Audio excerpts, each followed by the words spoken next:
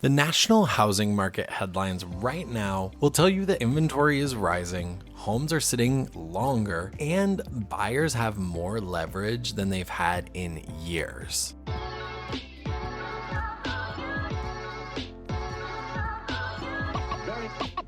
Here's what those headlines don't tell you though. That's not exactly what's happening in Seattle. And if you're making a buying or selling decision here, based on the national narrative, you're working from the complete wrong map. What the national story misses. When you read aggregate national housing data, you're averaging dozens of markets with very different fundamentals. The national inventory increase is real, but it's concentrated. Phoenix, Tampa, Austin, parts of Florida, these markets completely overheated dramatically in 2021 and 2022, and when out-of-state buyers flooded in during remote work and low-rate conditions, that's what happened. Those markets are now seeing inventory rise, days on market increase, and in some cases, genuine price softening. Seattle never experienced that same spike that those did. In 2021, Seattle prices went up, everything went up, but the percentage increase here was meaningfully lower than in some of those Sunbelt markets, which means it's not correcting the same way. You can't apply Phoenix or Austin's current market story to Seattle and get accurate conclusions. The dynamics are fundamentally different, and buyers and sellers coming from those markets are often surprised by what they find here in Seattle. Seattle's structural constraint, why supply stays low. Let me explain why Seattle's market behaves differently from a structural level, because this is the part that doesn't show up in the headlines. Seattle is physically constrained in a way that almost no other major American city is. The city is bounded by Puget Sound to the west, Lake Washington to the east, Lake Union in the middle, and the Ship Canal cutting through the north part, right next to Ballard. You can't sprawl the way Houston sprawls, or the way Phoenix sprawls, the way Austin sprawls. The land is finite, and the geography definitely enforces that. Then layer on top of that, Seattle's zoning has historically been single-family dominant. The ADU law changes and upzoning efforts are definitely beginning to add density, but that's slow. New construction in Seattle proper is limited and expensive because the land is expensive and the geology is definitely complicated. You can't build quickly on steep slopes or near waterways. So while Sunbelt cities were able to add housing supply rapidly to meet their demand, Seattle fundamentally cannot do that at the same pace. That constraint is structural. It doesn't change when the news cycle changes. It's built into the physical reality of Seattle as a city. If you're actively looking in Seattle right now and you've been surprised by how competitive it still is, drop a comment. I hear this from buyers every single week. They came in expecting a buyer's market based on what they'd read nationally, and the reality here caught them a little off guard. The price data by tier. Let me give you the actual numbers, because this is where the story gets specific. Single-family homes in Seattle proper, the median sale prices have been held between $750,000 to $850,000 for almost the last 12 months, depending on the month and the neighborhood you look at. Year over year, that's flat to slightly up in terms of price. Not the appreciation rates of 2021 or 2022, but not the correction either. If you break it down by tier, the picture is a little bit more nuanced. The sub $700,000 market for single-family homes in Seattle is extremely competitive. When a detached home comes on the market at that price, it often sees multiple offers. The $700,000 to $950,000 range is competitive, but a little bit more variable. Condition and location drive a lot of the outcome there. Above 1.2 million, the market is a bit slower. More days on market, more room for negotiation. Condos have also been softer across the board because there's much more supply, more interest rate sensitivity there. If you're specifically looking at Seattle condos, you have more leverage than you do in the single-family market. And these are really different conversations to have.